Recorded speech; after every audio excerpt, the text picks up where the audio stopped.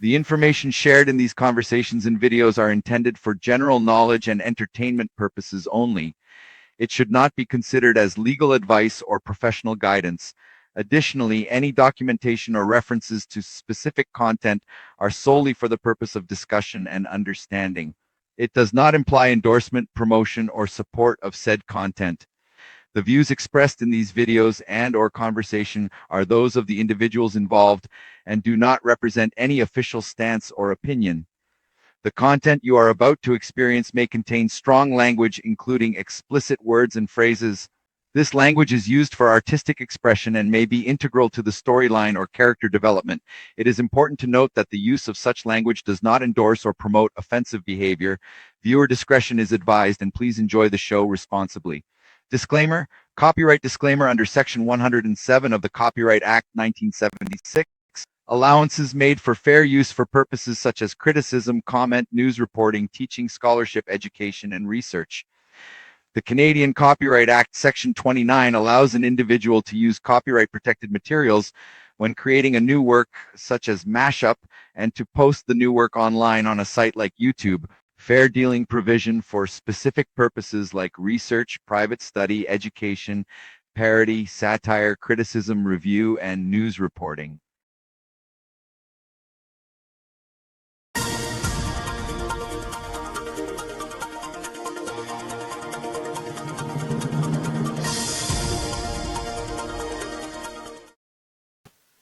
All right. Welcome, everybody.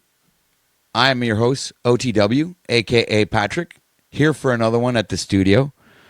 Mic check. I'd like to know if everybody hears me all right. Shout out to the people that are here right now. We got 7 people watching. Hit the like button. We also have a couple of people in chat. Welcome to Dominico and Mr. Bearju. Much love and respect. Happy to see you guys. All right, so I guess today is going to be another one of those presentations. The one that I was actually supposed to do yesterday, I decided to go ahead and do that right off the bat this morning. Hey, welcome to the Pixel T.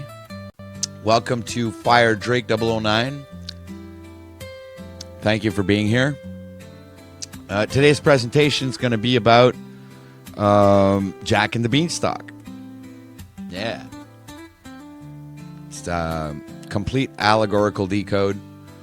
Hit the like button. Share. What's up, Imperious?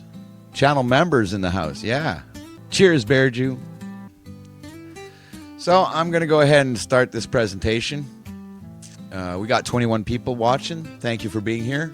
Welcome, Machine Lies. I'm glad you're here. Hope you enjoy the presentation as well. So, in other words, I'm just going to bring up my my slides here. Here we go. All right. So, Jack and the Beanstalk. It's the allegory. All right. Well, the allegorical decode of Jack and the Beanstalk. So, this detailed interpretation breaks down the profound spiritual and psychological meaning of Jack and the Beanstalk. In 10 very long and easy to understand segments, I will use simple words and analogies to explain how this simple story acts as a hidden map for personal growth, spiritual power, and finding true success. All right. So, the first problem, losing your only anchor, right? The root chakra. Okay. So the story starts by telling us that Jack and his mother, a poor widow, are completely dependent on one single thing, their old cow, Milky White. This beginning is the first clue that the story is a map of human survival. When the cow stops giving milk, the mother says, "What shall we do? What shall we do?" Well, they have hit the rock bottom. This situation is called nigredo. In the old practice of alchemy, which simply means the dark phase, or in modern terms is the dark night of the soul. Okay, a period of intense crisis, panic, and despair when everything familiar falls apart. In the secret map of the body, okay, this point of survival and crisis sits at a very base of your spine, called the root chakra. It's called the Muladhara. Okay, this chakra is all about feeling safe, having enough money, having a secure home. When the cow, which represents basic sustenance and the nurturing side of the moon, safety and motherly care, stop producing. The cow stops producing, and the root chakra is completely shaken. The hero, Jack, is forced out of the safe, stagnant position. He must act, or he and his mother will starve. This desperate need to survive, the pressure of the empty wallet and empty fridge, is the powerful, frightening force that pushes the hero onto the path of his destiny. If the cow had never stopped giving milk, Jack would have never started his great journey. Okay? This initial crisis is the essential kick that forces your spirit to grow, because nothing changes when you are too comfortable. Now, doesn't that make sense, right? It makes sense. Of course it does. All right. Okay. So, segment 2. The mysterious idea and the leap of faith, the trickster seed. Okay, Jack is sent to sell the cow, his family's last piece of security. This journey is already his first step out of the limited root chakra, home environment. Then he meets the funny old man. This man is not just a random person, he is a symbol of Mercury, the clever and unpredictable planet that rules ideas, communication, and tricks. The man offers Jack a silly trade, the cow, which has definite value, for a handful of magic beans. The trade is absurd and makes no sense to the logical mind. This trade is the moment the rational, limited world is shattered by a sudden spiritual idea. Okay, the beans are the seed of potential. They are a flash of Uranian. Okay, Uranus is the planet of sudden radical change, inspiration that Jack foolishly but correctly trusts. When his mother, representing the scared, conventional part of the ego, throws the beans out of the window in anger, it is actually the key moment of the allegory. Okay? By throwing the beans out, she accidentally plants the seed in the dark earth of the subconscious mind. This act is called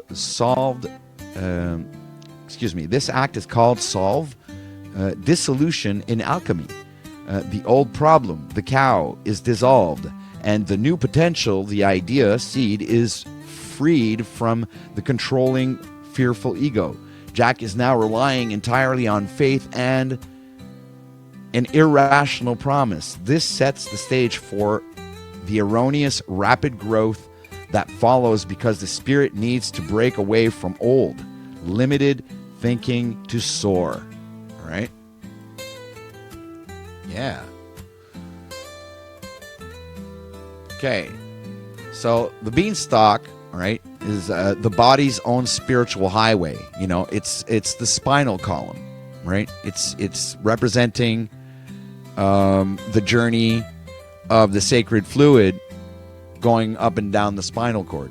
Okay, so when Jack wakes up, the tiny beans have created a massive, towering beanstalk that goes right up through the clouds and into an entirely new world. This beanstalk is the most important symbol of the story and key concept in occult anatomy. Okay, it is the axis mundi, which means the center of the world, the cosmic pillar that connects earth and heaven. Okay, and get this site from the book Iliad Mercia, the Sacred and the Profane, a book that was written in 1963. Okay, for the spiritual hero, the beanstalk is a direct map of the human spine and the body's main energy channel. Okay, the Shushuna Nadi which is cited from the book of Manly P. Hall, The Occult Anatomy of Man. Okay, so think of your spine as a ladder with 7 steps, the 7 main chakras of energy centers. Jack's climb represents the journey of his consciousness, his soul, moving up through these centers from the heavy survival-focused bottom to the light, the spiritual top. Okay, the higher he climbs, the closer he gets to the godlike power and wisdom. The journey upward is not easy. It is a ritual of sublimatio, vaporization, or ascent, where the heavy physical parts of self are refined and lifted up toward the spiritual sun. Okay, the clouds represent the veil of the mundane world, and by piercing them, Jack enters a realm of pure spiritual possibility. Every time Jack uses a ladder, he is practicing an ancient technique of spiritual ascension, moving beyond ordinary human limits. All right. So, the giant enemy, segment 4. The ogre and your inner bully, Saturn's grip. At the top of the beanstalk, Jack finds the home of the ogre. Okay, and the ogre is the monstrous, greedy, consuming authority figure in terms of deep psychology. He is the shadow archetype, the terrifying, unconscious part of yourself that hoards energy, resists change, and only wants to consume. Fee, fi, fo, fum. I smell the blood of an Englishman. The ogre is connected to the planet Saturn, which rules over limits, harsh laws, time, and old rigid authority. He is the image of the terrible father who prevents the young hero from growing up and taking his place. The ogre's energy is centered in the body's lower power system, mainly the solar plexus, manipura, and the enteric nervous system, okay, the gut. He is the part of your intellectual mind intellectual mind that is driven by base appetite, greed, and brute force. He eats boys and hoards gold. Jack must defeat this giant because the ogre is controlling all of the spiritual treasures that belong to the self. If Jack were to come back down without destroying the ogre, the giant would always represent a powerful, fearful constraint that would pull Jack back down into poverty and terror. To truly master the self and become a living God, cite from the book Becoming a Living God, you must confront and permanently defeat the giant dominating, consuming force. The consuming force inside your own soul. Yeah. All right. So we got the first prize, segment 5. Gold, willpower, and the fire in the belly, the solar plexus. Jack's first successful theft is the bag of gold. Gold is a perfect symbol for this stage because it is the metal of the sun and the planet Jupiter, which rules kingship and vast wealth. This action marks the completion of the first refined stage in the upper world called albedo, purification, or whitening. After the chaos of Negrito in segment 1, Jack now achieves a state of clarity and power. The gold taken through the courageous action directly corresponds to the solar plexus chakra, manipura, located in the abdomen. This chakra is your center and personal power, will, courage, and fire. When Jack takes the gold, he is not just becoming rich, he is activating and claiming his own sovereignty, the ability to act, assert himself, and secure his future.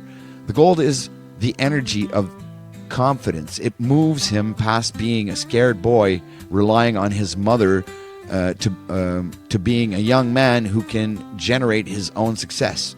The fact that the ogre had to count the gold shows that the ogre's materialistic focus, while Jack's act of taking it shows his immediate, confident assertion of willpower.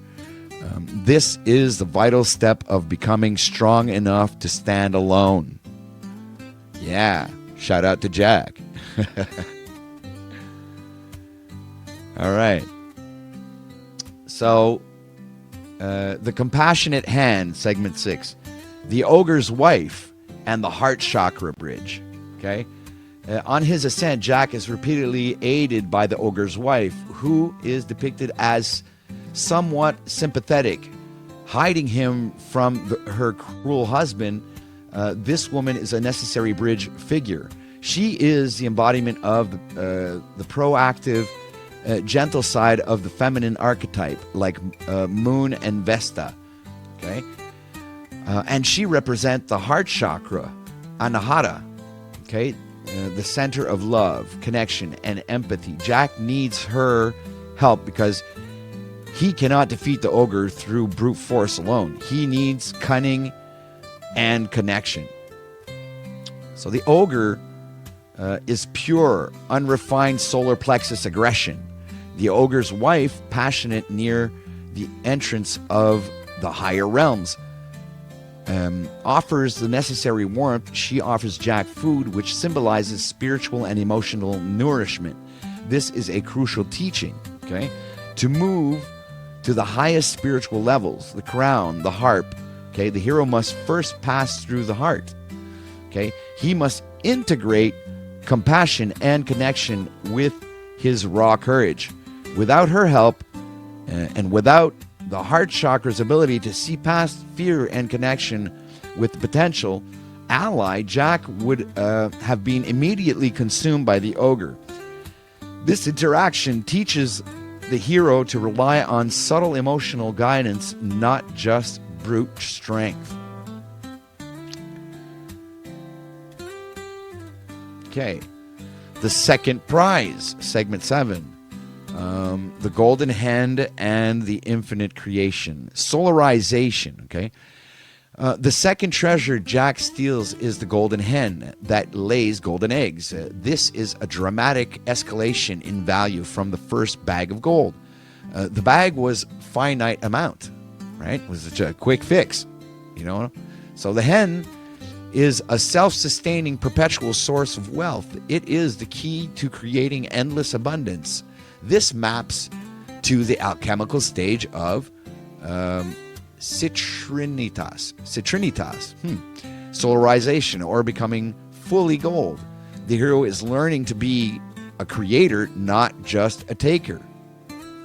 The hen gold eggs are pure solar energy, being produced constantly, linking this prize to the integrated heart chakra, a creative life force, pardon me, and the generative power of the sun. The symbols show that Jack has found the secret spiritual and material creation.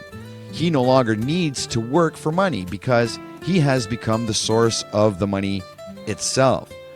This represents a deep psychological shift, moving from relying on external circumstances to having an internal creative power that constantly regenerates its own rewards. This treasure is the highest form of earthly success because it promises a lasting effortless prosperity through mastery of one's own inner generative capacity. Woo! Yeah. All right. So the final prize. That was the hen. All right. I might have forgotten the... All right, yeah. So the final prize, the golden harp and the divine consciousness, the crown.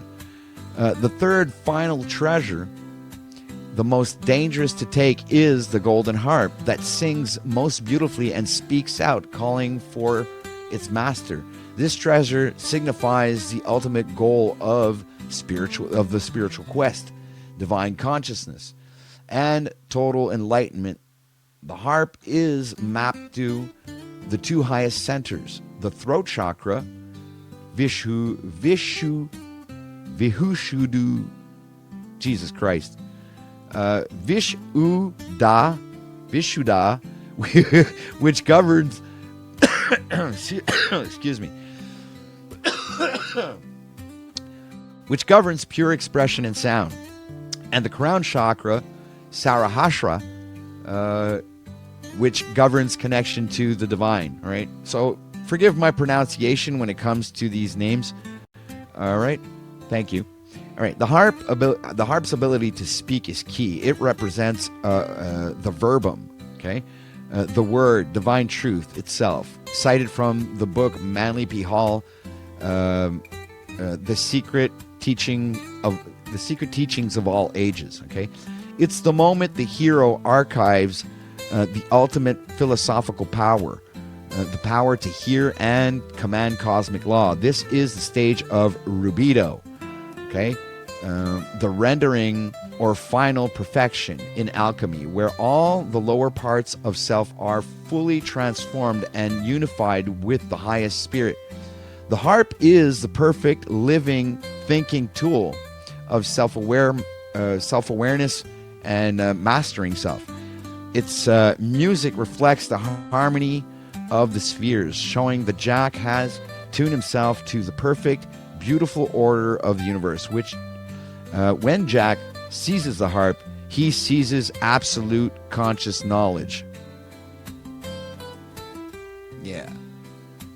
That was the golden harp. And, all right, so let me see.